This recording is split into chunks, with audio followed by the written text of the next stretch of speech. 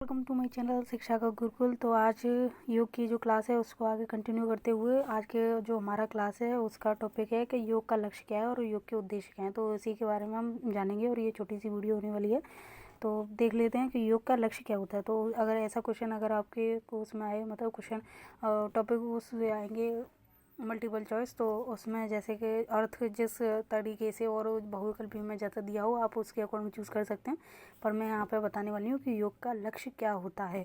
तो योग में युज धातु जिसका अर्थ होता है जोड़ना, यानी कि योग जो है वो युज धातु से मिल बना हुआ है, संस्कृत का शब्द है जिसका मतलब होता है जोड़ना। तो मनुष्य के भीतर जो भी खंड खंड चीज़ें हैं उन्हें एक दूसरे से जोड़ते जाना, उसका काम क्या होता है। योग का काम क्या होता है कि मनुष्य के अंदर जितनी भी खंड खंड चीज़ें हैं, जो उसकी मन अलग चलता है, विचार अलग चलते हैं, आत्मा कुछ और कहती है, मन की आवाज़ आप सुन नहीं पाते हो, तो उन सबको एक साथ जोड़ने का काम जो करता है वो योग करता है। तो इसी को यहाँ पे बताने की कोशिश की है।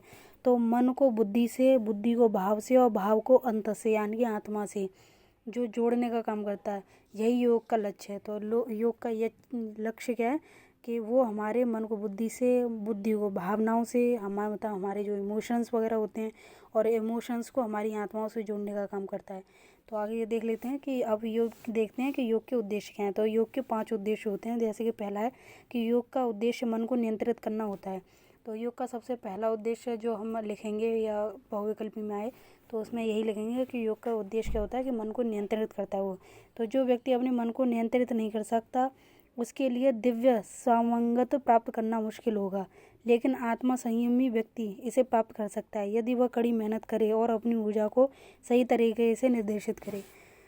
अगर कोई इंसान अपने जो लक्ष्य है उसके ऊपर अच्छे से ध्यान दे, मन को एकाग्र करके, तो वो जल्दी से जल्दी अपने लक्ष्यों को प्राप्त कर सकता है और अपनी जो एनर्जी है, जो अपनी ऊर्जा है, उसको अगर सही डायरेक्शन में काम करने दे तो ये क्या है, योग का पहला उद्देश्य है। योग का दूसरा उद्देश्य क्या होता है कि योग का मुख्य उद्देश्य क्या होता है कि वो शरीर, मन और विचारों को एकीकृत करना, यानी कि एक साथ जोड़ना, ताकि अच्छे अंत तक के लिए काम किया जा सके, यानी कि लास्ट तक एक अच्छी तरीके से उसकी हैप्पी एंडिंग दी जा सके काम की। तीसरा, योगाभ्यास से दिमाग तेज होता है और एकाग्रता व स्मरण शक्ति का विकास होता है, इसीलिए हम लोग योग करना ज़्यादा प्रेफर करते हैं। तो उसका ये उद्देश्य है। तो आगे देख लेते हैं।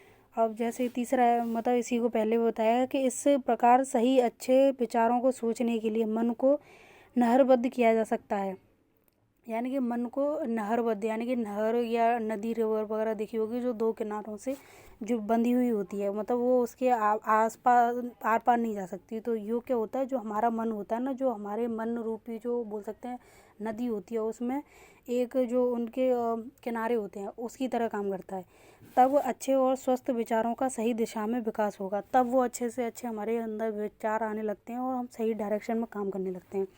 आगे चौथा उद्देश्य है उसका कि योग का, कि योग व्यक्ति को शांति पूर्वक और पूरी तरीके से किसी भी कार्य को करने का मार्ग प्रशस्त करेगा, यानी कि सही तरीके से और शांति से इंसान कैसे काम कर सकता है, कैसे अपने लक्ष्य तक प्राप्त पहुंच सकता है, ये सब योग मार्ग उसको दिखाता है, उसको समझाता है कि ऐसे करना चाहिए।